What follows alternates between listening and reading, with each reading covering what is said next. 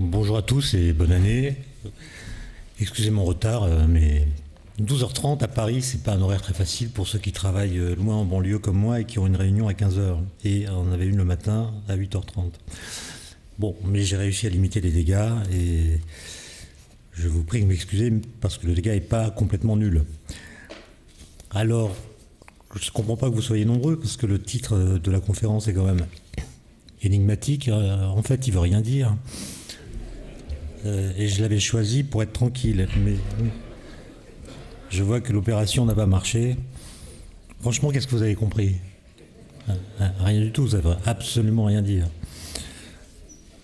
Sauf si on explique un petit peu, en partant, par exemple, d'une remarque assez profonde qu'avait faite un philosophe que vous connaissez bien, qui est Wittgenstein, qui écrit « C'est un coup du sort étrange, mais tous les hommes dont on a ouvert le crâne avaient un cerveau. » Et ce constat qui est difficile à contester, sauf dans quelques cas extrêmes, impose de se demander quel rôle joue le cerveau dans notre rapport au monde et aussi dans la construction de nos connaissances sur le monde qui nous entoure et par exemple à propos du temps. Et donc mon exposé ne sera pas un exposé de physique pour une fois, mais une sorte d'interrogation sur ce qui, dans les processus par lesquels nous pensons comprendre le temps, quels sont ceux qui sont déterminés par nos structures cognitives et quels sont ceux qui ne sont pas déterminés par ces structures, c'est-à-dire qui sont indépendants du mode de connaissance qui est le nôtre. Alors ce problème, je ne suis évidemment pas le premier à le poser, puisque les philosophes s'en sont occupés ou préoccupés, et on peut condenser sa formulation en le résumant plutôt par l'anecdote de la rencontre qui a eu lieu à Paris en avril 1922 entre Einstein et Bergson. Vous savez qu'ils se sont rencontrés à la Société française de philosophie, ont eu une discussion assez longue, truffée de malentendus d'ailleurs, mais dans cette conversation, Einstein explique, je le cite, « Il n'y a pas un temps des philosophes, il y a simplement un temps psychologique différent du temps des physiciens. » Donc pour Einstein, il y a un temps psychologique, c'est-à-dire il y a un mode psychologique de perception du temps, disons, ce qui ne veut pas dire qu'il y a un temps psychologique autonome, mais il y a une appréhension du temps par la psychologie, par le cerveau, disons, différente du temps des physiciens et qui d'ailleurs, quand on la prend au sérieux, nous trompe sur la nature du temps physique. Autrement dit, si on ne se fiait qu'à notre perception du temps pour définir le temps ou le penser, on n'aurait jamais trouvé le temps des physiciens puisqu'ils s'en distinguent radicalement. Et donc, cette façon de présenter le problème, c'est même transformé en une sorte de vulgate qui est bien installée. Il y aurait en effet d'un côté le temps des horloges et de l'autre le temps de la conscience. Et ce temps psychologique, comme on l'appelle souvent, serait une sorte de second temps qui évoluerait en marge du temps physique. Alors comment est-ce qu'on peut saisir la substance de ce temps psychologique, s'il a une substance ? Paul Valéry, qui avait beaucoup travaillé sur cette question, enfin en tout cas réfléchi, disait qu'il suffisait de procéder à une expérience qui est vivement recommandée d'ailleurs après une suite de réveillons. Paul Valéry disait « Attendez la faim, empêchez-vous de manger et vous verrez le temps ». Alors si le temps psychologique a une réalité pour nous qui est si pesante, s'il est si dominant, comment est-ce que l'idée de temps physique, qui s'en distingue radicalement, comme je l'ai dit, a-t-elle fini par émerger ? Autrement dit, comment a-t-on pu inventer le temps physique alors même que c'est le temps psychologique, comme on l'appelle, qui s'impose à nous. Alors Bergson, dont je viens de parler, s'est risqué à décrire les différentes étapes intellectuelles qui ont permis de concevoir l'idée de temps physique, et il le fait, vous allez voir, avec une certaine naïveté. Il défendait l'idée que le temps physique résulte d'une simple extension aux choses au monde qui nous entoure, aux choses qu'il contient, de notre expérience subjective de la durée.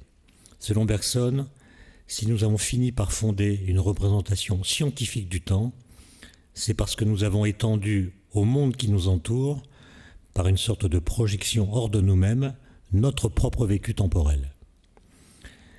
Je dois considérer, explique Bergson,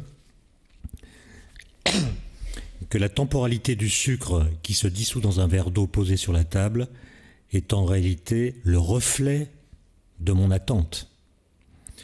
En allant ainsi de ma propre conscience au verre d'eau, puis à la table, puis aux autres objets autour de moi, je peux passer de l'affirmation « je dure » à la conclusion que l'univers dure. Je suis en quelque sorte le centre de la durée. Il écrit quelque part dans un autre texte « Nous ne durons pas seuls » pour signifier cette appropriation temporelle du monde par la conscience. Les choses extérieures durent comme nous, de sorte que le temps, envisagé dans cette extension, peut prendre peu à peu l'aspect d'un milieu homogène. Ainsi passerait-on du temps tel que vécu par la conscience à la variable T des physiciens. Au terme de ce processus de généralisation, le moi et le tout finissent, sinon par se confondre, du moins par se connecter. Alors cette thèse de Bergson, comme je l'ai laissé entendre parce qu'elle est très naïve, n'a pas fait l'unanimité, notamment parce qu'en plaçant le temps physique dans le prolongement direct du temps vécu, elle le présuppose proche de notre subjectivité, ce qu'il n'est pas. Le temps physique ne ressemble nullement à ce que nous disons d'ordinaire du temps, percevons ou pensons de lui. Par exemple, le langage ordinaire nous fait croire que le temps c'est le changement, le temps se confond avec le changement.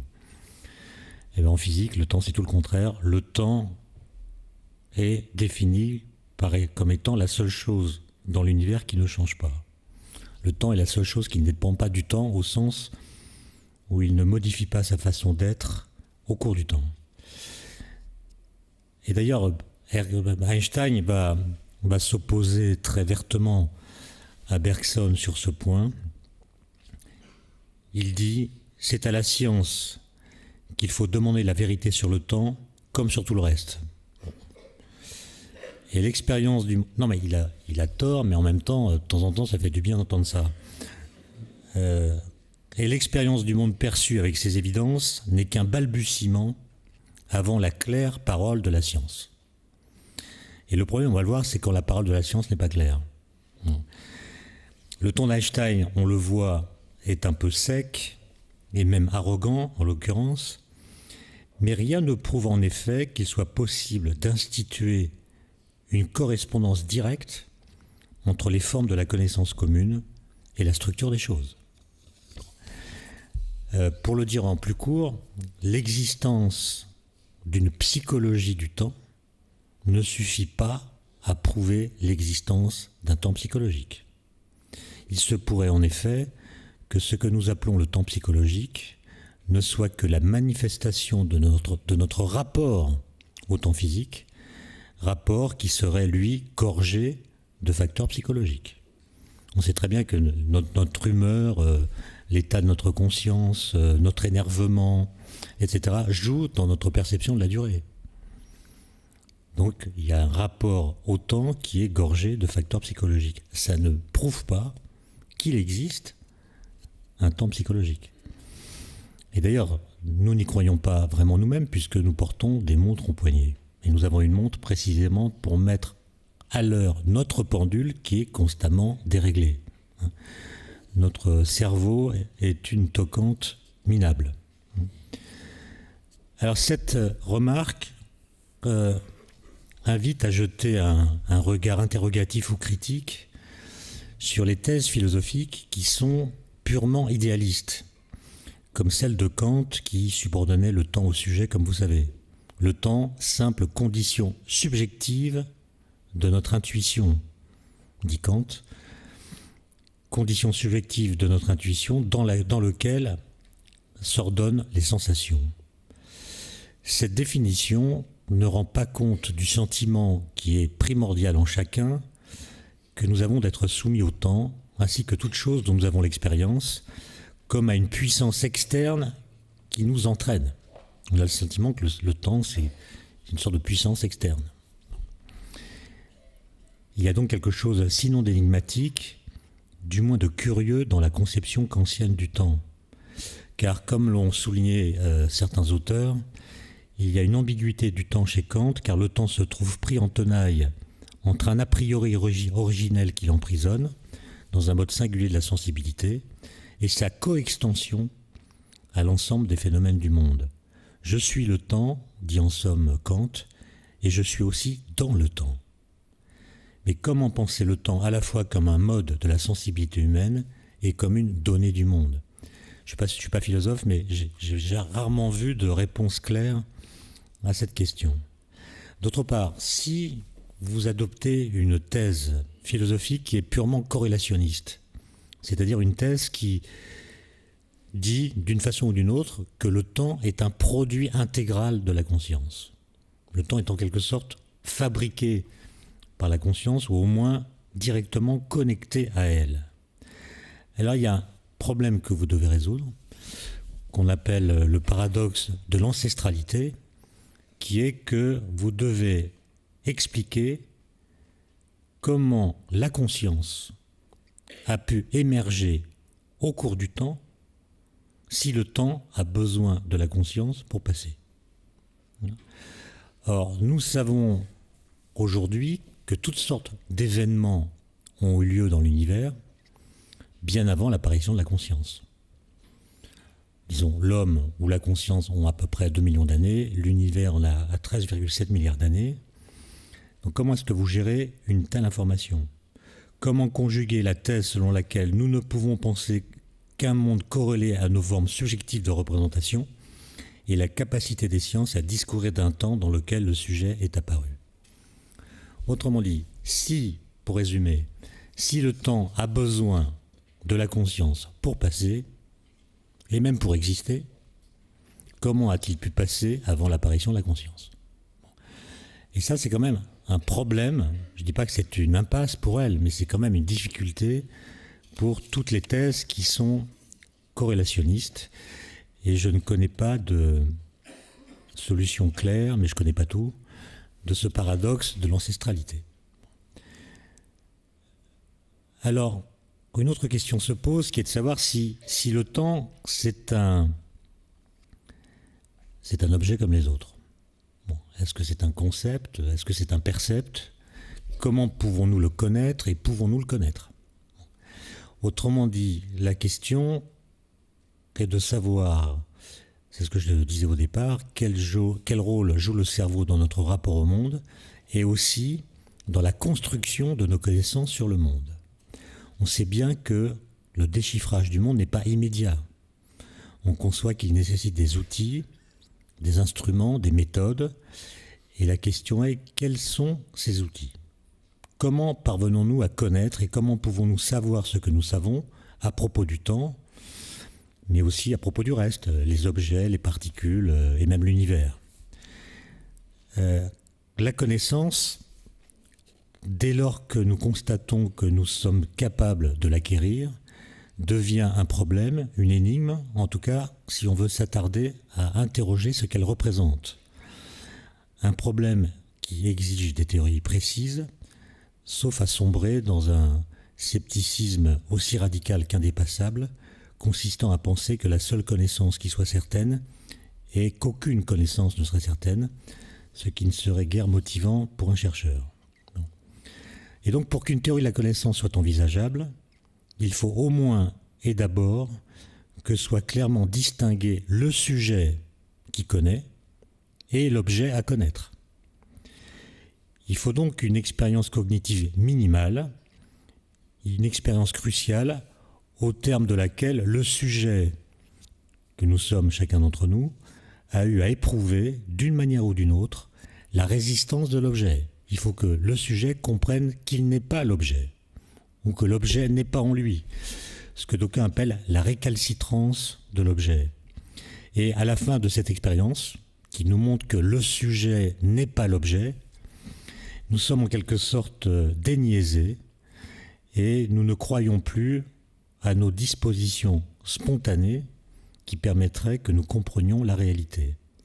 En d'autres termes, pour accepter l'idée d'une théorie de la connaissance, il faut faire l'expérience d'une séparation qui consacre la révélation du doute.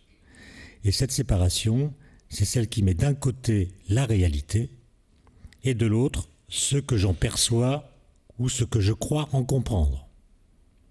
Si ces choses ne sont pas distinguées, ce n'est pas la peine de construire une théorie de la connaissance. Et d'ailleurs, Hegel, dans la phénoménologie de l'esprit, l'écrit explicitement.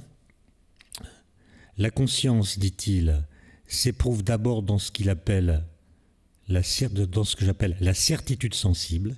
Qu'est-ce que la certitude sensible? C'est la conviction que les sens ne nous trompent pas, et puis tout d'un coup, cette conscience en vient à désespérer d'elle-même en découvrant l'extrême précarité de son savoir, et elle finit par se résoudre à la nécessité d'une réflexion théorique sur son pouvoir de connaître. Donc tant que je n'ai pas compris que ma perception peut me tromper, je n'ai pas besoin de fabriquer une théorie de la connaissance. Je le dis avec d'autant plus de plaisir ici que j'ai des étudiants qui pensent que leur intuition est suffisante pour comprendre la vérité du réel. Vous leur faites un cours sur la théorie de la relativité d'Einstein, ils lèvent la main en disant « Monsieur, moi je ne suis pas d'accord avec Einstein parce que la dilatation des durées, je ne la sens pas. » Bon, voilà. Donc, on peut regretter que les étudiants de physique ne lisent pas Hegel. Donc l'objet, ce n'est pas moi, sauf à être d'un narcissisme très universel. L'objet a sa réalité propre, autonome, j'ai la mienne. Et donc la question, c'est comment puis-je connaître cet objet qui n'est pas moi? Pour le dire dans les mots de Hegel, une nouvelle fois, comment ce qui est en soi peut-il devenir pour moi? Et ça, c'est la formulation philosophique du problème de la connaissance. Et il faudrait qu'on voit comment on peut l'appliquer à la question du temps. Si le temps est hors de moi, comment puis-je le connaître? Et s'il est en moi, seulement en moi, comment ai-je pu fabriquer un temps physique qui s'applique à l'univers qui n'est pas moi? Et donc, quand on la définit de façon minimale, la connaissance apparaît comme la mise en relation d'un sujet et d'un objet par le truchement d'une structure opératoire. Et la question est de savoir où est-ce qu'on place cette structure opératoire qui fait la médiation entre le sujet et l'objet. Et là, c'est là que ça se complique, je ne vais pas trop m'étendre, mais les structures qui nous permettent de connaître, les philosophes les placent tantôt dans le sujet, c'est le sujet et lui seul qui a la capacité de connaître, c'est ce qu'on appelle l'idéalisme, ou bien ils les placent dans l'objet, et seulement dans l'objet, c'est l'empirisme, ou bien ils les placent à la fois dans le sujet et dans l'objet, c'est le constructivisme, ou bien exclusivement dans la relation entre les deux, c'est ce qu'on appelle le structuralisme, etc. On peut classer tous ces systèmes qui proposent des théories de la connaissance en disant où et par qui sont portées les structures cognitives qui permettent de comprendre. Alors, j'avais prévu de parler longuement de tout ça, mais j'ai pas le temps. Donc, je vais simplement noter que pour un certain nombre de spécialistes des neurosciences, donc qui s'intéressent au cerveau, à ses propriétés et à ses modalités de fonctionnement, on trouve un courant qui a l'air assez puissant, mais je ne le vois que de l'extérieur, puisque je ne suis pas du tout dans ce champ-là. C'est un courant qui a été initié par Jean-Pierre Changeux, avec lequel, vous en souvenez, Alain Caunes avait eu l'occasion de ferrailler lors de l'écriture d'un livre écrit en commun qui s'appelait Matière à penser. Et ce courant de pensée tente de développer une théorie reproductive de la connaissance en explorant les relations qui existent entre les structures cognitives qui appartiennent au cerveau et les structures théoriques qu'on retrouve dans l'armature conceptuelle des théories physiques. Donc ils essaient de voir si entre les structures cognitives et les théories physiques, il n'y a pas une correspondance qui permettrait de penser que les théories physiques ne sont qu'une projection sur le réel de structures qui sont dans notre cerveau. Et donc, leur idée, c'est que lors de la construction d'un édifice théorique, l'être humain ne fait que reproduire et plaquer à son insu les structures et les propriétés de son propre système cognitif sur les phénomènes qu'il tente d'expliquer. L'édifice théorique, dont nous disons qu'il permet de construire un modèle descriptif de la réalité objective, s'en trouve donc construit et structuré comme le sont nos facultés cognitives. Et donc, si l'on en croit cette thèse, on doit considérer que le déchiffreur, celui qui comprend ou qui élabore des théories, n'invente rien, mais plaque sur le monde quelque chose qui vient de lui-même, quelque chose qui lui appartient. L'idée, en somme, c'est que le cerveau humain donne sa structure et ses propriétés aux créations de l'esprit humain et formate ainsi notre connaissance théorique. Finalement, le sujet ne pourrait jamais s'émanciper de lui-même lorsqu'il prétend comprendre le monde. Et dans cette perspective, le statut du savoir se retourne et s'inverse. Au lieu de nous révéler quelque chose du monde, il nous renseigne sur nous-mêmes. Donc si vous adhérez à cette thèse, la physique quantique ne dit rien des particules, elle dit des choses sur vous. Et donc si vous êtes un peu narcissique, vous devez apprendre la mécanique quantique. Non. Ce qui en général pas du tout le vecteur par lequel on essaie de vendre la mécanique quantique. Non. Mais ça veut dire que du coup, l'invention par un cerveau devient vectrice d'introspection et non pas d'exploration. On introspecte, on n'explore plus. Bon, je ne sais pas du tout ce que ça vaut. Je pense que si on croit à cette thèse, on n'a aucune raison de devenir physicien. Parce que les physiciens sont quand même des gens qui pensent que même s'il est vrai que tous les discours sont humains, certains de ces discours peuvent parler ou parviennent à parler d'autre chose que de l'humain. Alors cette thèse, évidemment, elle est contestée. Elle l'a été par Alain Cohn, que j'ai cité. Elle l'avait aussi été avant l'heure par Einstein, dont la position était aux antipodes de celle que défend ce courant de pensée. Pour Einstein, les concepts sont librement inventés et ne peuvent en aucun cas être dérivés des lois de notre activité mentale. Je le cite. Il s'agit toujours à ses yeux d'une invention libre, ce qui sous-entend que la raison peut se comporter de manière non contrainte, ni par les lois de la psychologie, ni par celles du fonctionnement de notre cerveau. Bon, c'est une thèse un peu radicale, peut-être que la vérité est entre les deux. Alors maintenant, j'en viens à la question du temps proprement dit, c'est-à-dire comment sommes-nous parvenus à le représenter comme nous le représentons en physique. Alors, dans nos contrées et dans le langage ordinaire, c'est la métamorphe du fleuve qui accompagne toute l'histoire de la pensée du temps et qui d'ailleurs continue d'irriguer notre façon de l'évoquer et de le représenter. C'est-à-dire 2 siècles et demi après Héraclite, nous continuons de penser le temps comme un fleuve. Et d'ailleurs graphiquement, on le figure par une ligne droite, qui est une sorte d'abstraction de l'idée du fleuve, dont le sens d'écoulement est indiqué par une petite flèche, et c'est une façon de symboliser finalement une sorte de fleuve. Mais en réalité, quand on est devant cette figure et qu'on la questionne, on se rend compte qu'elle pose beaucoup plus de questions qu'elle n'en résout, notamment par le fait qu'elle attribue au temps que l'on représente les propriétés de la ligne par laquelle on le représente. C'est-à-dire on identifie le temps à cette ligne. Alors quand il avait déjà, je n'ai dit un peu de mal tout à l'heure, mais là je vais en dire beaucoup de bien, il avait remarqué le problème. Il l'avait noté dans la critique de la raison pure, il écrit « Nous représentons la suite du temps par une ligne qui se prolonge à l'infini et dont les diverses parties constituent une série qui n'a qu'une dimension.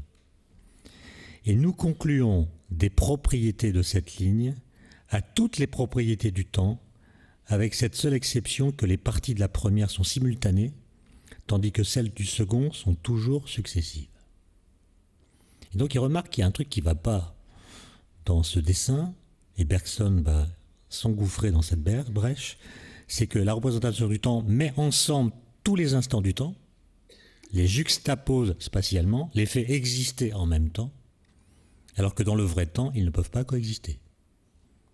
Et donc se retrouvent mis ensemble des instants qui n'existent jamais ensemble. Et donc, ce que Kant remarque là, c'est que la droite ou la ligne par laquelle on représente le temps n'explicite pas comment la ligne du temps se construit et même comment le temps se temporalise. Est-ce l'instant présent qui la parcourt progressivement ou n'advient-elle que point par point, un instant présent après l'autre? Autrement dit, comment est-ce que cette courbe, cette droite, cette ligne se construit-elle dynamiquement? Est-ce qu'il y a un seul instant à la fois, l'instant présent, ce qui veut dire que les instants passés ont disparu, n'existent plus, ceux du passé n'existent pas encore, il n'y a qu'un seul instant, et c'est l'intégrale de ces positions qu'on appelle la ligne du temps? Ou est-ce que cette ligne existe de toute éternité, et c'est l'instant présent qui se contente de la parcourir instant après instant? Bon. Vous voyez que là, on a une ébauche des grands clivages qui vont se produire au XXe siècle entre les partisans de ce qu'on appelle la théorie de l'univers bloc, théorie d'Einstein selon laquelle l'espace-temps existe de toute éternité, tous les instants du temps sont là, les événements sont déjà là, et simplement c'est nous, observateurs qui suivons nos lignes d'univers, qui créons l'impression que nous avons que le temps passe. C'est nous qui temporalisons l'univers par notre déplacement d'observateur, alors que tous les événements que nous voyons, en fait, ont toujours existé, et ils ne nous étaient pas présents parce que nous n'étions pas présents à l'endroit de l'espace-temps où ils se produisent. Bon. Et donc, la question c'est à quoi tient et qu'est-ce qui construit, qu'est-ce qui fabrique ce que nous nommons l'écoulement du temps? Et donc la question fondamentale, à laquelle la physique ne répond pas, c'est quel est le moteur du temps? C'est-à-dire, qu'est-ce qui nous empêche de rester présent au même instant présent, tout en étant toujours présent à l'instant présent, qui n'est jamais le même, tout en étant comme les autres. Bon. Et donc, le moteur du temps, est-ce que c'est le temps lui-même, qui en quelque sorte contiendrait sa propre dynamique?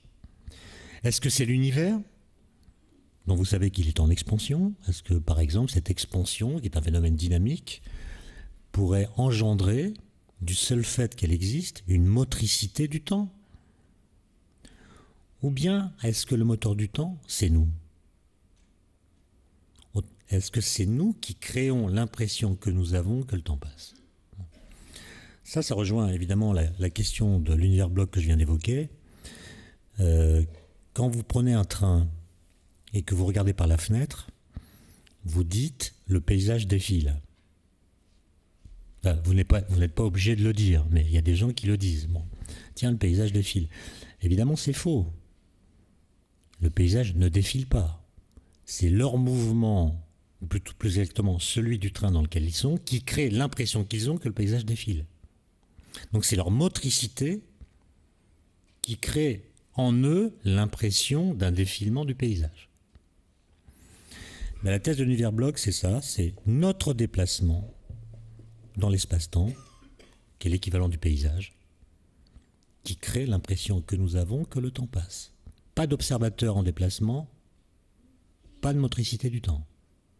L'espace-temps est stationnaire, statique, tous les événements sont là, mais ils ne sont pas temporalisés. C'est comme l'espace. L'espace-temps est comme l'espace, vous êtes à Paris. Pendant que vous êtes à Paris, Strasbourg existe, Brest existe, autant que Paris, mais vous n'y êtes pas présent. De la même façon que tous les événements de demain existent déjà dans l'espace-temps, ceux d'hier sont encore là, ceux d'il y a 1 milliard d'années sont également encore là, mais vous n'y êtes plus présent. Et donc, la question que je voudrais poser rapidement, et je vous rassure, je ne répondrai pas. Pour ceux qui attendent une réponse, ils peuvent aller manger, c'est un espoir vain. Je vais juste montrer que la question est beaucoup plus compliquée que ce qu'on peut croire. Voilà. Et donc la question, elle rejoint un problème que soulevait déjà Bergson, qui est le suivant. Toujours en regardant cette ligne du temps, qu'on trouve partout, Bergson pose la question suivante. Comment du successif peut-il être engendré par du juxtaposé? Vous avez juxtaposé des points, ils sont tous là ensemble, comment peuvent-ils se décliner dans la réalité de façon successive? Comment des points placés sur une ligne droite, d'apparence spatiale, parviennent-ils à se temporaliser, dit Bergson. Et surtout, il dit, comment peut-il n'en apparaître qu'un seul à la fois? Pourquoi c'est pas le bazar? Il y a tous les points qui sont là, pourquoi de temps en temps il n'y en a pas 5 qui arrivent en même temps? Et pour répondre à cette question, il faudrait donc identifier ce que j'ai appelé tout à l'heure le véritable moteur du temps. Est-il physique? Est-il objectif? Ou bien est-il intrinsèquement lié à notre rapport au temps ou au monde? Ou bien encore est-il purement subjectif, accroché au sujet et construit par lui? Est-ce que ce moteur est construit par nous ou est-ce qu'il est indépendant de nous? En d'autres termes, et pour résumer, est-ce la conscience qui formate et temporalise notre rapport au monde, ou bien est-ce quelque chose d'autre dans le monde? Est-ce que c'est la conscience, ou est-ce que c'est autre chose dans le monde qui n'est pas la conscience? Alors on peut avancer un petit peu en remarquant que tel qu'il est figuré sur la ligne du temps physique, l'instant présent a une durée nulle. Un instant en physique, ça a une durée nulle. Il se concentre en un point qui symbolise notre connexion actuelle à la ligne du temps. Vous savez qu'en relativité, il n'y a pas un instant, un présent de l'univers, ça n'existe pas. Le présent est une notion locale. Donc on ne voit jamais le présent de l'univers, on ne voit que le passé. Donc ce que j'appelle le présent, c'est l'instant auquel un observateur donné se connecte au temps. Autrement dit, cet instant présent n'a pas une définition universelle, il est marqué et défini par la présence de l'observateur. Autrement dit, c'est ma présence dans l'espace-temps qui me permet de dire que l'instant où je suis est l'instant présent. Mais, évidemment, la perception que nous avons de cet instant présent n'est jamais aussi concentrée que ce qu'en dit la physique. C'est jamais un instant de durée nulle. Car notre conscience épaissit l'instant présent, émousse sa brillance, et surtout le dilate en durée. La perception que vous avez du présent dure à peu près quelques millisecondes. D'ailleurs, si je trace une courbe avec mon doigt devant moi, là, je vois l'intégralité de la courbe.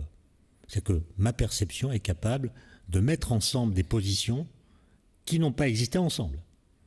Donc je fabrique une droite, enfin une ligne, une courbe, intégrale en quelque sorte, sans pouvoir voir les différentes positions individuelles qu'elle occupe.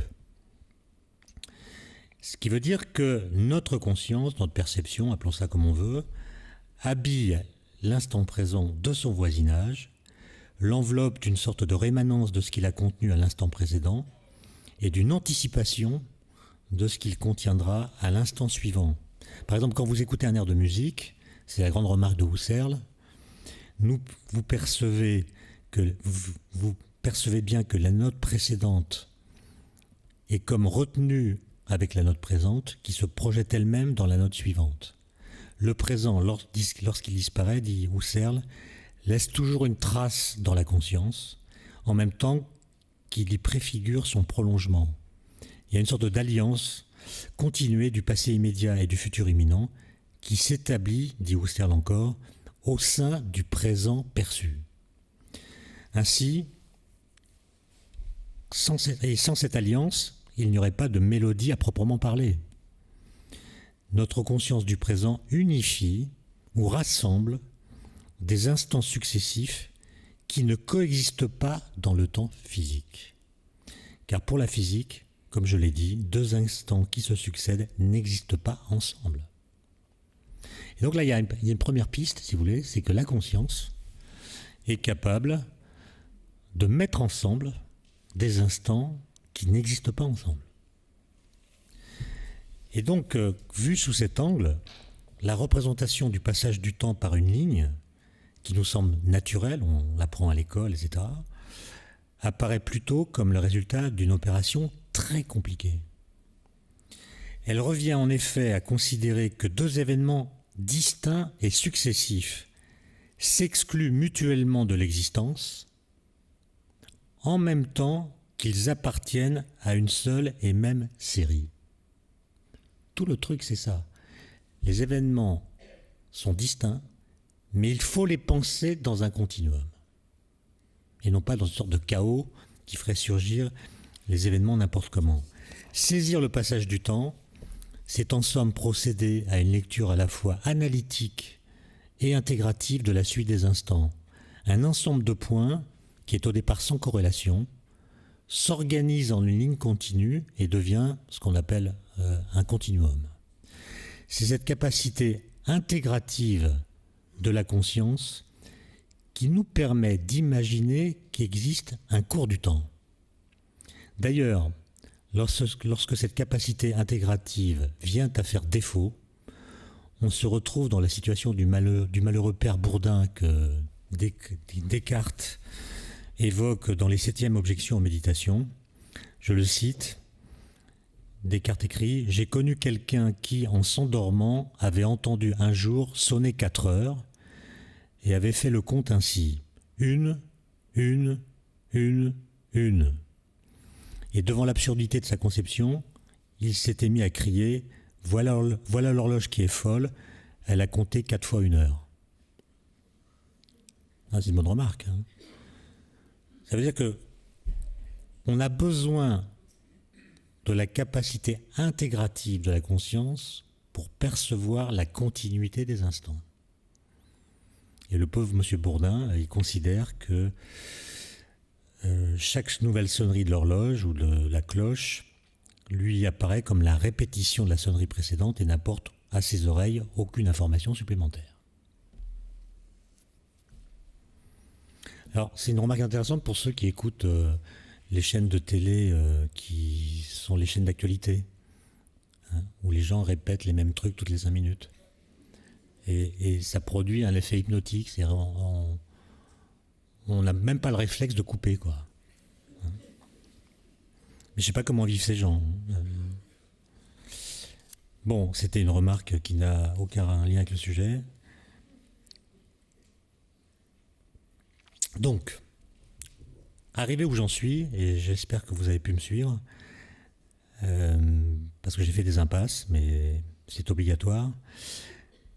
La conclusion à laquelle j'arrive, c'est que la perception du temps comme un passage, imbriquant le futur, le présent et le passé, nécessite une double opération de la conscience ou de la pensée. Je ne sais pas comment il faut l'appeler.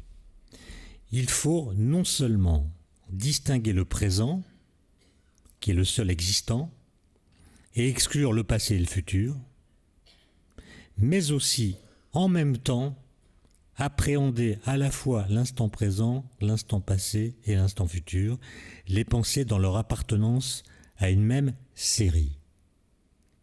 Le truc, c'est qu'il n'y a pas un instant, puis un autre, puis encore un autre. Il y en a un, puis un deuxième, c'est plus un autre, c'est un deuxième, puis un troisième, etc.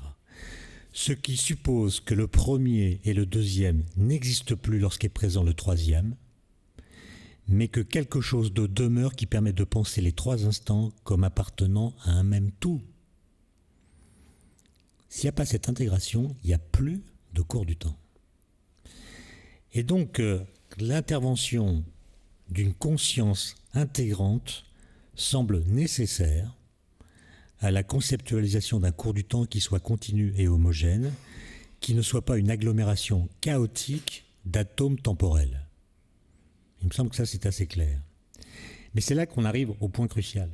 Une fois qu'on a pris acte de cette sorte de résultat, est-ce à dire que le cours du temps dépend lui-même de la conscience?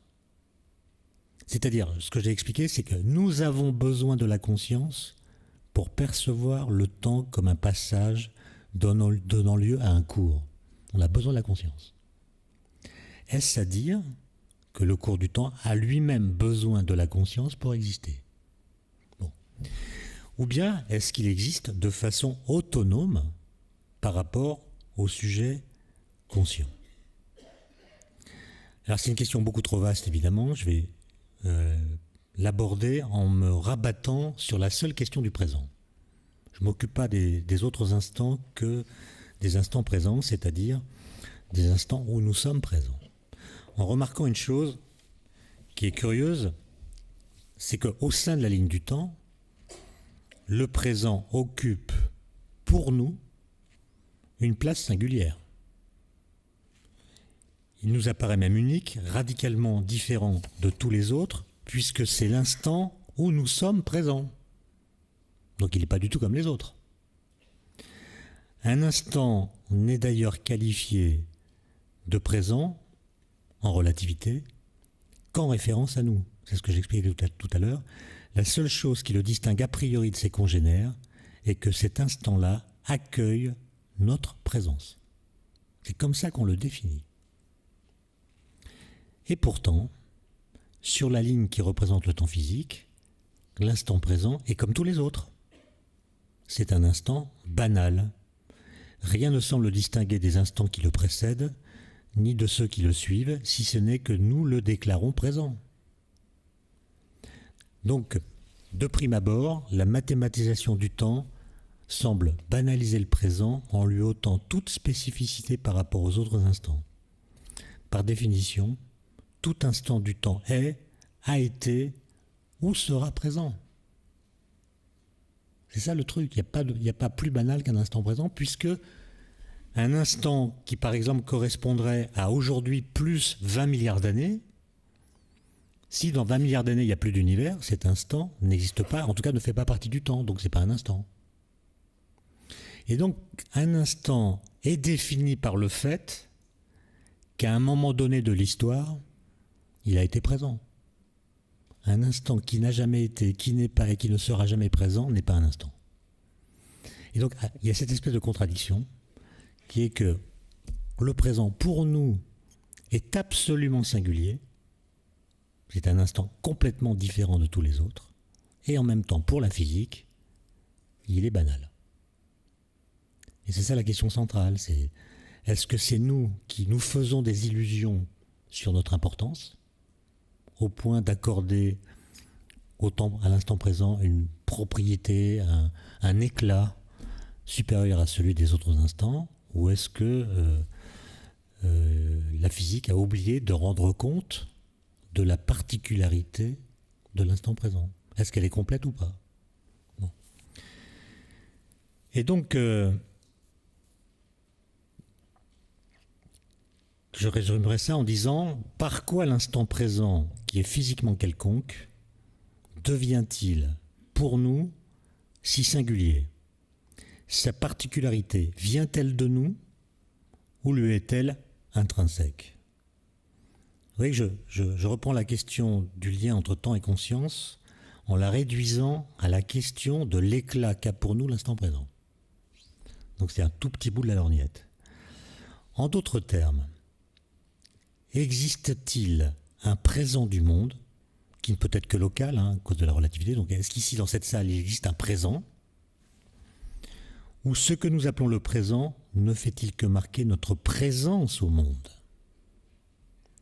En d'autres termes, la notion de présent a-t-elle besoin de la présence? En d'autres termes, la notion de présent a-t-elle besoin de la présence d'un observateur conscient pour prendre corps? Voilà. Alors, quel est en somme le statut de l'instant présent? Est-il ce par quoi le temps, qui nous serait extérieur, se donne à nous, ou est-il ce que la conscience produit en permanence en nous? Alors c'est une question qui est vraiment délicate, qu'on ne peut résoudre qu'en adoptant un système philosophique qui la tranche. Je ne crois pas que la science puisse répondre à ça.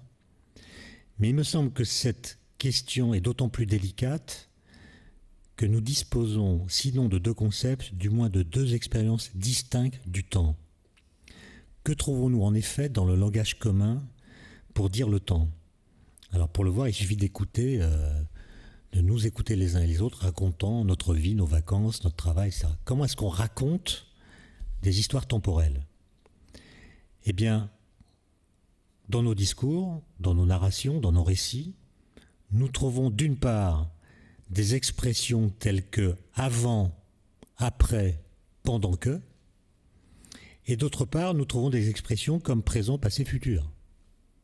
Les premières, avant, après, pendant, n'expriment que des relations d'antériorité, de postériorité, de simultanéité entre des événements quelconques. Les secondes, qu'on appelle des attributs temporels, font intervenir un instant privilégié, l'instant présent, celui qui existe maintenant, et par rapport auquel se définissent le passé et le futur.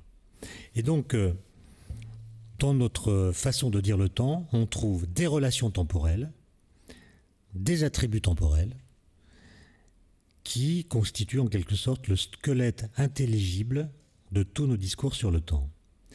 Les relations strictement chronologiques, d'antériorité, de postériorité, de simultanéité entre événements sont objectives et a priori indépendantes de nous. Par exemple, si aujourd'hui je dis Newton est né avant Einstein, je pourrais le dire demain, ça sera aussi vrai. Autrement dit, quand j'utilise des relations strictement chronologiques, ce qu'on appelle des relations chronologiques, si j'utilise que ça pour dire le temps, la valeur de vérité de mon propos ne dépendra pas du temps. Dans 1000 ans, il demeurera vrai que Newton est né avant Einstein. Et donc, il y a là quelque chose qui distingue les relations chronologiques des attributs temporels qui, eux, changent avec le présent qui change. Le même événement étant tour à tour futur, présent et passé. De ce qui se passe aujourd'hui, nous dirons demain que cela s'est passé hier, alors que ce qui se passe avant ne pourra jamais s'être passé après. Si je dis « aujourd'hui il fait beau », et si je répète cette phrase demain, il se peut qu'elle devienne fausse. Ok ? Et donc la question qui se pose et qui a tourmenté un philosophe assez célèbre qui s'appelle MacTaggart, qui a écrit là-dessus un article qui est un des plus cités de l'histoire de la philosophie analytique, je crois. Il l'a écrit en 1908. Moi, je le lis tous les ans, comme une espèce de viatique obligatoire. J'ai toujours pas bien compris l'argument par lequel il arrive à en déduire que le temps n'existe pas, mais en tout cas, il pose la question que je rappelle ici, en se demandant si on peut réduire les attributs temporels aux seules relations chronologiques. Donc la question qu'il pose, c'est est-ce qu'on pourrait dire toutes les histoires qu'on raconte en n'utilisant jamais d'attributs temporels, passé, présent, futur, et sans perdre d'informations.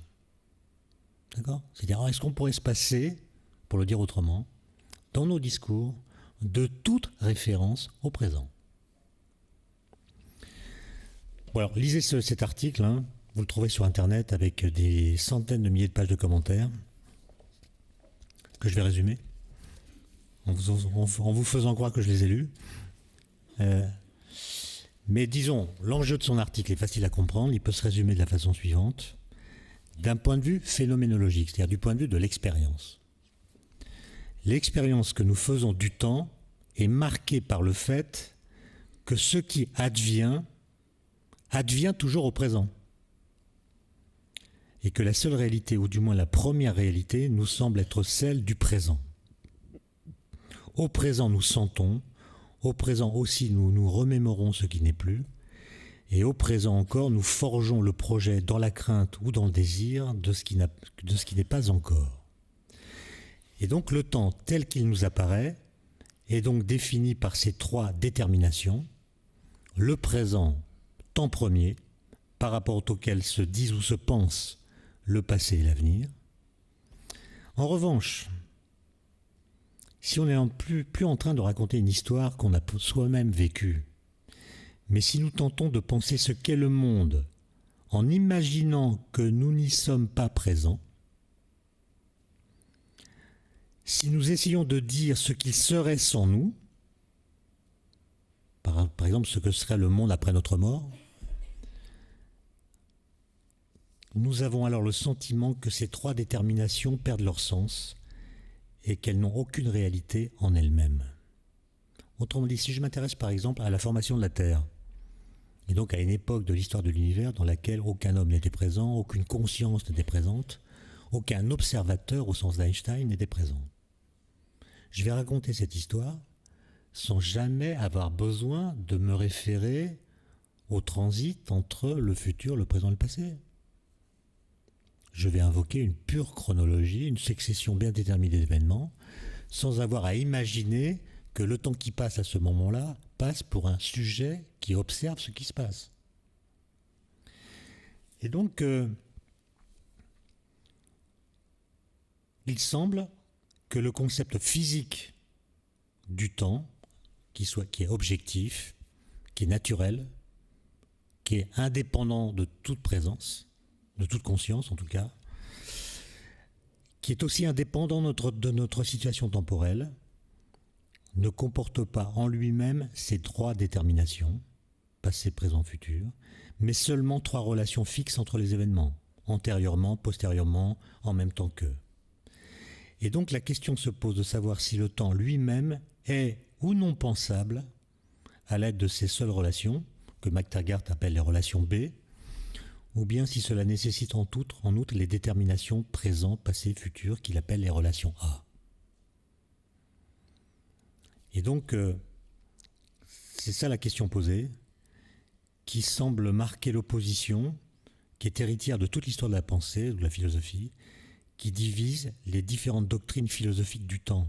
Pour les unes, qui sont représentées au XXe siècle par Carnap, Russell, que j'ai cité, plus lointainement par Leibniz et en premier lieu par Aristote, il y a les philosophies qu'on appelle les philosophies du concept.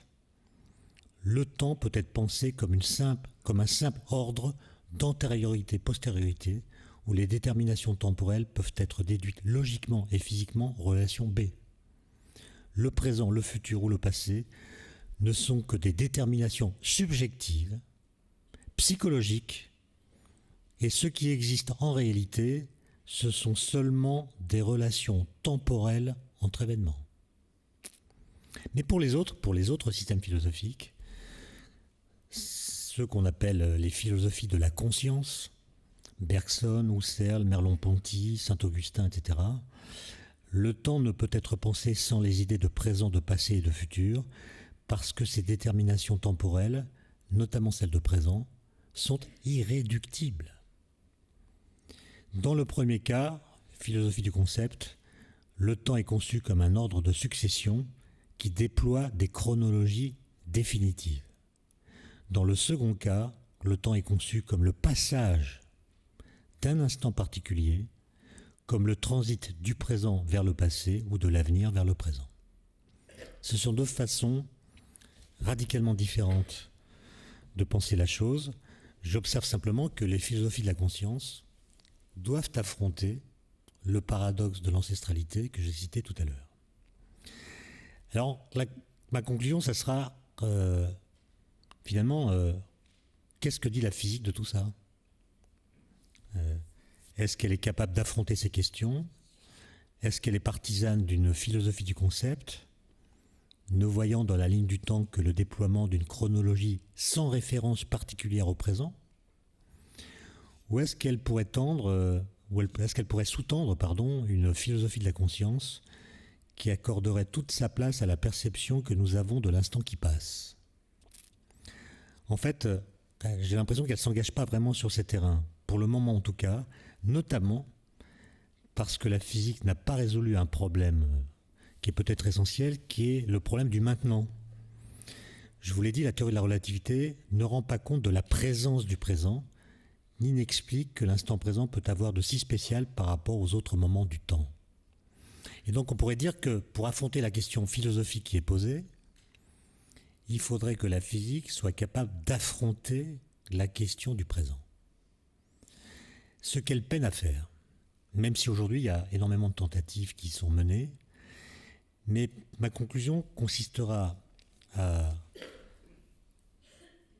vous raconter une anecdote réelle. Elle s'est produite en 1954, un an avant la mort d'Einstein. Einstein était encore en pleine forme, hein, c'était avant qu'il tombe malade. Et il a reçu la visite à Princeton de l'un de ses amis, qui est Rudolf Carnap, le philosophe. Et Carnap a raconté dans son autobiographie intellectuelle la discussion qu'ils ont eue ce jour-là. Je le cite. Un jour que je lui rendis visite, Einstein me dit que le problème du maintenant, ce que j'appelais tout à l'heure le problème du présent, le problème du maintenant le tracassait sérieusement. Il m'expliqua que l'expérience du présent, du maintenant, a pour l'homme une signification spéciale qui la différencie radicalement de celle du passé et du futur, mais que cette différence ne peut être mise en évidence au sein de la physique. C'est clair. Parce que remarque Einstein, il comprend que l'expérience du présent est très particulière et la physique n'en rend pas compte. Elle ne rend pas compte de cette particularité. Je continue la citation. Que cette expérience ne puisse être prise en charge par la physique lui semblait aussi navrant qu'inévitable. Je lui fis remarquer, dit Carnap, que tout ce qui a objectivement lieu devrait pouvoir être décrit par la science. D'un côté, la succession temporelle des événements par la physique, de l'autre, l'expérience particulière que l'homme a du temps, y compris ses appréhensions différentes du passé, du présent et du futur, qui devraient pouvoir être décrites par la psychologie. Donc la physique doit s'occuper de la succession des événements, la psychologie doit comprendre comment le cerveau les perçoit. On sépare les choses. Mais Einstein pensait que les descriptions scientifiques ne sont pas faites pour combler nos attentes d'êtres humains. Qu'il y a quelque chose d'essentiel à propos du présent ou du maintenant qui demeure en dehors du domaine de la science. Vous savez, Einstein, il a 77 ans là. On sent que ça cliquette encore bien là-haut. Et Carnap était venu pour prendre le thé. Voilà une discussion d'un homme âgé, 78 ans, 77 ans, à l'heure du thé. Ça devrait faire école. Et donc, vous voyez qu'en gros, ce que dit là Einstein, c'est que c'est la même chose que ce qu'il dit à Bergson en 22. En fait, il n'a pas changé d'avis. Simplement, il prend conscience davantage de la gravité du problème. Il n'attend rien de la psychologie. Voilà, il n'en attend rien. Il dit, on a fait le boulot, la physique est complète, et cette singularité que nous accordons à l'instant présent, elle n'a pas d'objectivité. On est constamment dans l'illusion qu'on vit un instant important parce qu'on y est présent, mais en fait, il est vraiment comme les autres. Et donc, la question qui sera ma conclusion est la suivante. La structuration mathématique du temps physique rendant équivalent chacun de ces instants, il reste à comprendre la singularité qu'a pour chacun d'entre nous chaque instant présent. La physique pourra-t-elle, à elle seule, résoudre ce problème si l'on considère que c'en est un ? Si oui, cela signifie qu'il lui manque encore quelque chose, qu'elle est donc incomplète, puisqu'elle n'est pas encore capable de décrire, en termes exclusivement physiques, l'intégralité de notre expérience du temps. Donc elle est incomplète, il lui manque un truc. Mais si le cours du temps est au contraire dépendant de notre subjectivité, en quelque façon que ce soit, si la conscience que nous en avons joue un rôle dans sa dynamique propre, qui du coup n'est plus propre, elle n'est plus à lui, alors il s'agit là d'une propriété qui dépasse la physique. Et la question est, à quelles autres sciences devra-t-on faire appel pour aller plus loin? Aux sciences cognitives, aux neurosciences ou à d'autres? Autrement dit, si la question qui vous tourmente est la même que celle qui tourmentait Bergson, à savoir qu'est-ce qui est le moteur du temps, dans quelles études devez-vous vous engager? Dans la physique ou dans les neurosciences? Donc la question de savoir si le temps est un cas de conscience peut déterminer des choix de carrière. Je vous remercie pour votre attention. Oui, Changeux, en fait, sa théorie, c'est de dire on est avec un potentiel. Si ce potentiel n'est pas excité, les voies dégénèrent.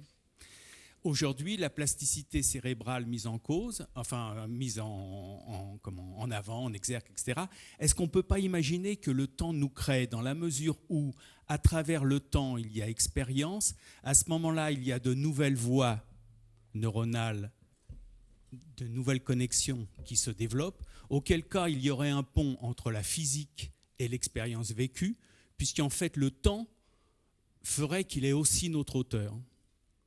Ai-je été clair dans la question? Oui, je crois que j'ai compris la question. Par contre, je me demande si, dans l'usage que vous faites du mot temps, vous ne confondez pas le temps et l'expérience temporelle. Le temps, il ne crée rien du tout. Le temps, en tout cas en physique, le temps ne fait rien. Ce qui produit des nouvelles choses, c'est les phénomènes physiques. Autrement dit, depuis Newton, et on n'a pas lieu de revenir là-dessus, il y a une séparation complète entre le temps et les phénomènes temporels. Chez Newton, c'est même radical. Quoi qu'il se passe dans le temps, ça n'affecte pas le temps. Et inversement, le temps n'agit pas sur les choses. Ce qui fait vieillir les choses ou ce qui les modifie, c'est pas du tout le temps même, ce sont les processus temporels. Donc si vous remplacez le mot temps dans votre phrase par l'expérience que nous avons du temps, ou ce que produit en nous la succession des événements qui se déploient dans la durée de notre vie, je comprends, je ne suis pas compétent en neurosciences, mais je pense que l'idée que vous soutenez est défendable. Enfin, je ne sais pas si elle est vraie, mais en tout cas, elle me semble en effet correspondre à ce que j'ai compris de la théorie de Changeux. Mais si vous voulez, le mot temps, moi je ne sais pas ce que c'est que le temps, mais je sais quand même qu'on n'a pas le droit de le mettre à toutes les sauces. Et le temps est un mot qu'on utilise pour dire toutes sortes de choses qui n'ont rien à voir avec lui. Par exemple le changement, par exemple la simultanéité, la succession, le devenir, l'argent, la mort, etc. Il y a une sorte de polysémie fulgurante qui empêche qu'on se comprenne. C'est une remarque que j'aurais dû d'ailleurs faire au début à propos d'un texte magnifique de Valéry qui s'appelle Poésie et abstraction, dans lequel il dit, en fait, dans la vie courante ou entre spécialistes, même scientifiques, on se comprend parce qu'on parle vite.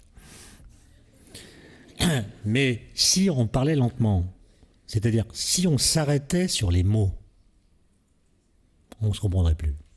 C'est-à-dire si à chaque fois que je prononce une phrase qui contient le mot temps, je m'interrogeais pour savoir ce que c'est cette chose que j'appelle le temps dans la phrase, je serais perdu.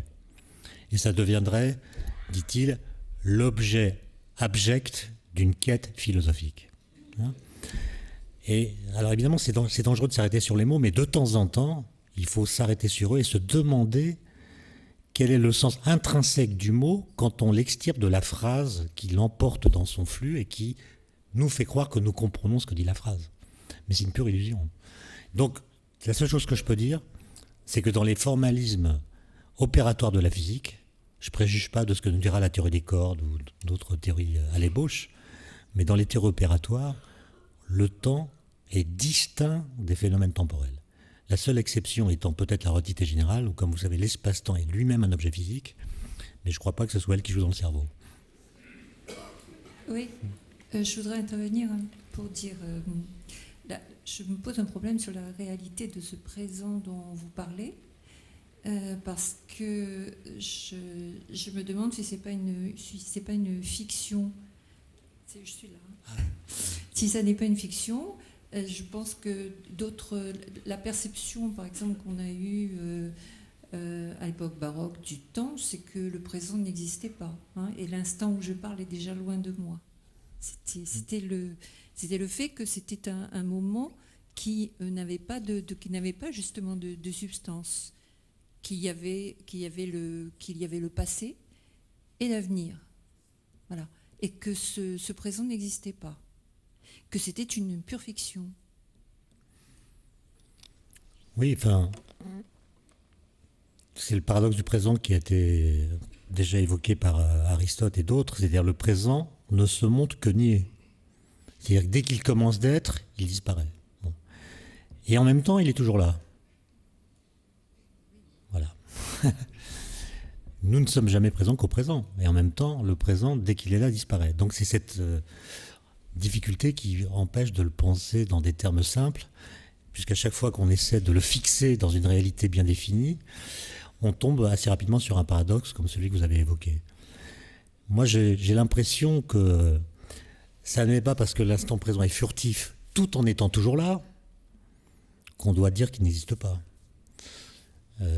Certes, son accessibilité est tout à fait provisoire, mais elle l'est moins que celle du passé. Et donc la question est de savoir quels sont les critères que vous accordez à la réalité. Qu'est-ce qui vous permet de dire d'une chose qu'elle est réelle ? Et donc, si on ne l'a pas précisé, alors on peut, dans certains cas, dire que le présent n'existe pas, dans d'autres cas, dire qu'il existe. Mais si on n'a pas dit quels sont les critères qu'on accorde à une chose, ou une expérience même, pour la dire réelle ou existante, c'est un petit peu arbitraire. Donc le problème du moteur du temps, c'est un peu ça. On dit que le temps passe. Si c'est vrai, qu'est-ce qu'il fait passer ? Et d'abord, est-ce que c'est vrai qu'il passe ? Est-ce que c'est vrai qu'il passe ? C'est-à-dire, quand je dis que le temps passe, je veux dire que les trois moments du temps, le futur, le présent, le passé, se succèdent les uns les autres. Le futur devient du présent qui devient du passé, etc. D'ailleurs, je remarque que le passé étant passé ne passe plus. Donc sur les trois moments, il y en a déjà un qui grossit, mais il est statique. Il n'est pas dans un transit, si vous voulez. Mais est-ce que ce transit entre les moments du temps qui est constaté ou postulé suffit à dire que le temps lui-même passe ? C'est pas sûr. Parce que si vous définissez le temps comme étant cette chose de nature inconnue, dont la fonction est de renouveler en permanence l'instant présent, je ne dis pas que c'est la bonne définition, c'est juste une expérience de pensée, je dis la fonction du temps, c'est de renouveler l'instant présent. Alors, si c'est bien cela, sa fonction, est-ce que j'ai le droit de dire qu'il passe ?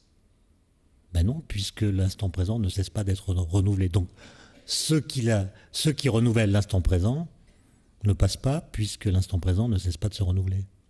Autrement dit, quand je dis que le temps passe, il se peut que je commette la même erreur que celle que je commettrais si je disais qu'un chemin chemine. C'est-à-dire, je confonds l'objet et sa fonction. Le temps ne passe pas, il fait passer la réalité. Un chemin ne passe pas, il permet à des promeneurs de cheminer. Et le grand mérite de Newton, c'est d'avoir compris ça. C'est-à-dire d'avoir compris que le temps physique n'a aucune des propriétés que le langage commun lui attribue. Nous disons que le temps passe, nous disons que le temps c'est le changement. Newton dit non. Le temps est la seule chose dans l'univers qui ne change pas, puisqu'il ne modifie pas au cours du temps sa façon d'être le temps. Ce qui conduira au XXe siècle au fait qu'on a compris que les lois physiques ne dépendent pas du temps, alors qu'on sait que l'univers évolue. L'univers évolue et les lois physiques n'évoluent pas. Et ça avait beaucoup surpris Einstein. Mais en fait, ce qui évolue, ce ne sont pas les lois physiques, ce sont les conditions physiques. La température, la densité, l'énergie, etc. Mais comme les lois physiques n'évoluent pas, elles sont les mêmes aujourd'hui qu'il y a 13,7 milliards d'années. Si aujourd'hui on fait des collisions de particules à haute énergie, comme on fait au CERN, on recrée les conditions physiques d'il y a 13,7 milliards d'années, et comme les lois physiques d'aujourd'hui sont les mêmes qu'à l'époque, on voit les phénomènes aujourd'hui qui se déroulaient à cette époque-là. Et donc on a vraiment exploité cette intuition qu'a eu Newton, et on est même allé plus loin puisqu'on a montré que le fait que les lois physiques ne dépendent pas du temps, soient toujours les mêmes en quelque sorte, implique la conservation de l'énergie. Donc le fait que l'énergie se conserve est une conséquence directe du fait que les lois physiques n'évoluent pas au cours du temps. Je le dis avec d'autant plus de, je sais pas comment dire, de gravité, c'est le cas de le dire, que en ce moment il y a un débat sur la transition énergétique. Vous avez peut-être entendu ça. Il y a quelques débats et on entend certaines personnes qui parlent de l'énergie comme si elle ne se conservait pas. Ils pensent qu'on peut produire de l'énergie à partir de rien. Et ils pensent même que tant qu'il y aura des ingénieurs dans le métier de produire de l'énergie, il y aura de l'énergie. C'est complètement faux. On ne sait pas produire d'énergie à partir de rien. La seule chose qu'on puisse faire, c'est prendre de l'énergie là où elle est, la transformer en une autre forme d'énergie, ou bien la transférer à un autre système. Mais on ne peut pas créer d'énergie. Donc l'expression même de production d'énergie est un contresens. Et essayez de voir dans les phrases que vous entendez celles qui font ce contresens. Et vous verrez que c'est très très élevé. Par rapport au temps présent et sa réalité, est-ce que l'instant présent ne peut pas être seulement perçu et donc ressenti au sens phénoménologique du terme et donc pas connu? Il ne peut pas être connu, il ne peut pas être analysé au sens scientifique du terme. Parce que sa connaissance ne peut être que décalée et ne peut être faite qu'après. Donc c'est quelque chose qui ne peut être que perçu. Je ne sais pas répondre parce que de ce point de vue-là, je ne vois pas ce qui distingue le présent du futur ou du passé. En fait, on n'a pas de perception du temps. On a une perception des temporalités, c'est-à-dire des phénomènes qui se déroulent dans le temps, de leur rythme, de leur tempo, de leur force, éventuellement de leur intensité, mais on n'a pas de perception du temps. Le futur, le temps futur ne peut pas être perçu directement, il est forcément réimaginé. Donc c'est pas une perception. Non, justement. C'est-à-dire que la perception que nous avons. C'est ça la différence. Ce que je veux dire, c'est que la perception que nous avons du futur ne vient pas du futur. Elle vient de nous. Alors que pour le présent, la question est entière. Est-ce que c'est la présence du présent qui s'impose à nous ou est-ce que nous fabriquons cette perception-là? Moi, je crois que... Enfin, j'en sais rien, en fait. J'en sais rien, mais il faut quand même, de temps en temps, interroger l'efficacité de la physique. C'est-à-dire, le fait d'avoir mathématisé le temps comme l'ont fait les physiciens, en physique quantique ou en relativité, ça a conduit à des prédictions de phénomènes, à des mesures absolument incroyables. Par exemple, la théorie quantique des champs permet de mesurer une grandeur physique qu'on appelle le moment magnétique, avec 12 chiffres après la virgule. Quand on fait la mesure, on trouve les 12 mêmes chiffres. Donc cette efficacité opératoire est tellement impressionnante, et je ne vous parle même pas du boson de Higgs d'il y a quelques semaines, on arrive à prédire l'existence de nouvelles sortes d'objets physiques. Ça veut dire que dans nos équations, il y a quelque chose, non pas qui dit la vérité du monde, même si, peut-être, mais en tout cas, il y a quelque chose qui touche la réalité. Sinon, on ne comprendrait pas que la physique soit aussi efficace. Et donc, les équations arrivent à entrer en connexion avec le réel. Ça ne veut pas dire qu'elles l'épousent, ça ne veut pas dire qu'elles le décrivent parfaitement, mais elles l'ont touché. À un certain niveau, je ne sais pas lequel, mais elles l'ont touché. Sinon, le fait que les lasers fonctionnent ou que ce micro fonctionne serait le résultat d'une suite de miracles qui ont conduit à l'apparition d'un tel objet. Le micro fonctionne, les lasers fonctionnent, parce qu'on a compris 2-3 bricoles sur les interactions entre la lumière et la matière. Et donc, si on rend justice à cette efficacité, si on la reconnaît, et qu'on regarde comment le temps est décrit dans ces équations, eh bien, on ne voit pas que l'instant présent ou le temps est une existence qui est complètement déterminée par la présence du sujet. Le cours du temps est une réalité physique. Et donc, je ne sais pas trop comment répondre à votre question, parce que précisément, pour y répondre, il faudrait trancher les questions que j'ai mises en conclusion. La seule façon d'avoir une expérience du temps physique, je ne dis pas une connaissance, mais disons une expérience du temps physique, c'est une expérience quasi impossible pour les adultes, elle est réservée aux enfants, c'est l'ennui mortel. Quand vous vous ennuyez mortellement, c'est-à-dire vous n'attendez rien, il n'y a rien qui puisse vous distraire, votre perception du temps physique coïncide à peu près avec votre temps psychologique. Et c'est infernal. Hein? Donc heureusement, alors les gens qui font de la méditation me disent que parfois, sans être dans l'ennui, ils arrivent à être connectés au cours du temps sans que le cours du temps soit habillé par toutes les distractions, tous les événements qui l'enrobent dans la vie courante. Moi, je n'ai pas le temps de méditer, mais ni de m'ennuyer, donc je ferai ça plus tard. Oui, bonjour. Oui, bonjour. Ici, monsieur. Ici. Voilà. Ouais, comme les Vous amplis voyez sont là, quand vous dites ici... Alors, tout à la fin. Ici. Ok. Donc, je vous pose la question. En fait, on considère donc le temps comme étant une dimension particulière de l'univers. Ce que je voulais savoir, c'est pourquoi les physiciens n'estiment pas, à l'heure d'aujourd'hui, que la conscience, elle aussi, pourrait être une nouvelle dimension de l'univers. Ben pour la simple raison qu'ils n'en ont pas besoin. Autrement dit, les physiciens, ce n'est pas des gens qui veulent tout décrire. Si vous lisez Galilée, il fait, à propos du temps d'ailleurs, il fait une remarque assez profonde. Il dit, les philosophes discutent de la nature du temps depuis très longtemps, peut-être depuis Aristote et avant. Et Galilée dit, cette question de la nature du temps ne sera jamais tranchée. Elle est trop compliquée. On n'y arrivera jamais. Donc c'est pas la peine d'ergoter, de faire des commentaires à l'infini. Autrement dit, on va inventer une physique dont on va radicalement limiter les ambitions. Le but, c'est pas de tout comprendre, c'est pas de considérer tout ce qu'on observe ou tout ce qu'on ressent comme objet de science possible, c'est limiter les ambitions de la physique pour la rendre efficace. Et donc, au lieu de poser la question « qu'est-ce que le temps ?», je me pose la question suivante, beaucoup plus simple. Comment dois-je représenter mathématiquement le temps pour en faire une variable qui me permet de décrire les phénomènes physiques ? Donc je regarde comment les corps tombent dans le vide.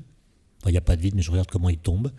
Et je regarde si je ne peux pas écrire une loi mettant en jeu le temps qui décrirait la façon dont un corps augmente sa vitesse dans sa chute. C'est comme ça qu'il invente le paramètre T. Et donc, il décrit les phénomènes qui sont susceptibles d'être traités de cette façon. Alors Galilée ne découvre pas grand-chose, hein. C'est pas lui qui va faire les grandes théories physiques, c'est Newton et tous les autres. Mais en disant cela, il n'avait sans doute pas mesuré la puissance de ce qu'il disait. Je vais décrire les phénomènes par des équations, dedans je paramétrise le temps, etc. Ça a donné la physique moderne et toute son efficacité opératoire. Cette physique ayant fait la preuve de son efficacité, mais ne traitant que des phénomènes physiques, la tentation est grande de dire elle pourrait coloniser d'autres territoires que le sien. Par exemple la conscience. Bon. Mais c'est très difficile. Et pour l'instant, on n'y est pas parvenu. Même s'il y a des tentatives qui s'appuient sur la physique quantique, etc., mais qui donnent très peu de résultats. La conscience, c'est beaucoup trop compliqué pour un physicien. Hein ? Et donc, on est devenu puissant parce qu'on a limité nos ambitions. Si on mettait la conscience dans le truc, d'abord, comment vous la définissez, la conscience ? Est-ce que vous la réduisez à son substrat matériel, le cerveau ? Ou est-ce que vous y ajoutez des paramètres cachés qui la feraient s'émanciper de son substrat matériel ? Bon, personne n'est capable de dire ça. Le lien entre la conscience et le cerveau, c'est déjà un problème énorme. Et donc, nous ne complexifierons nos équations que quand des phénomènes physiques nous obligeront à le faire. Et ouvrez les livres de physique, parce que là je vous fais une conférence avec des mots ordinaires, mais ouvrez un livre de théorie des champs. Vous verrez que c'est très très difficile. Si on doit y caser la conscience en plus, ça va être difficile à enseigner. Deux petites questions à votre perspicacité, M. Klein. Le premier, c'est le paradoxe de l'intrication des particules, puisque ici, le rapport distance sur vitesse n'est pas respecté pour définir le temps. Deuxième, c'est le modèle cosmologique d'Andrei Sakharov, qui serait un monde représenté selon un ruban de Moebius, où donc à chaque point, la flèche du temps serait inversée. Alors, Je vais répondre brièvement parce que c'est des questions compliquées, surtout celles sur l'intrication des particules. En fait, le phénomène d'intrication des particules ne viole absolument pas la causalité, c'est-à-dire que quand vous arrivez au paradoxe que vous citez, c'est-à-dire que la vitesse de transmission du signal entre les deux particules a l'air d'aller plus vite que la lumière, ben vous énoncé une phrase qui, en quelque sorte, détruit la non-séparabilité dont vous parlez. C'est-à-dire vous parlez de deux particules comme étant séparées dans l'espace et comme ne formant pas un seul tout. Et donc vous dites qu'il y a un signal qui va de l'une à l'autre et ça va plus vite que la lumière. En fait, ce que dit la mécanique quantique, c'est que précisément, vous n'avez pas le droit de les considérer comme des particules séparées, puisqu'elles forment un tout inséparable. Et il n'y a donc pas propagation d'un signal d'une particule à l'autre, mais une seule entité quantique qui réagit globalement à toute mesure qui est faite sur elle. Bon. Donc ça a été largement documenté. Il n'y a pas de violation de la causalité dans les expériences de non-séparabilité quantique. Maintenant, sur le modèle de Sakharov, je ne le connais pas. Moi, je connais celui dont vous parlez, puis il me fait plutôt penser à celui de Gödel, mais pas celui de Sakharov. Et ça pose en effet une question qui est difficile, qui est de savoir si, lorsque vous trouvez une solution topologique des équations de la relativité générale d'Einstein, qui contient des boucles spatio-temporelles, c'est-à-dire des boucles fermées, un temps cyclique en quelque sorte, local, mais cyclique, qui semble violer la causalité, est-ce que vous retenez les solutions ou pas? Autrement dit, est-ce que vous acceptez comme solution physique des équations d'Einstein des solutions qui ne respectent pas le principe de causalité, ou est-ce que vous les rejetez au nom du fait que la causalité ne peut pas être violée? Bon, ça c'est une question ouverte qui divise les physiciens. Il y en a qui disent oui à cette réponse, d'autres qui disent non. On verra bien si l'un de ces choix aboutit à des prédictions qu'on puisse tester. Pour l'instant, ce n'est pas le cas, donc je considère que c'est une question ouverte. Est-ce qu'il y a des instants où le temps s'arrête d'exister? C'est-à-dire, autrement, est-ce que sa nature est discontinue? Bon, alors, un temps discontinu, c'est intéressant. Il y a des gens qui essaient de travailler là-dessus. Ça pose des problèmes très basiques. C'est si le temps s'arrête, pendant combien de temps il s'arrête? Voilà. Donc, si vous prenez un temps discontinu, un temps discret avec un tiret, un blanc, un tiret, etc., ben, la question, c'est pendant combien de temps il n'y a pas de temps, quoi. C'est-à-dire, au bout de combien de temps ça démarre? Donc, si le moteur du temps est un moteur intermittent, quel est ce moteur?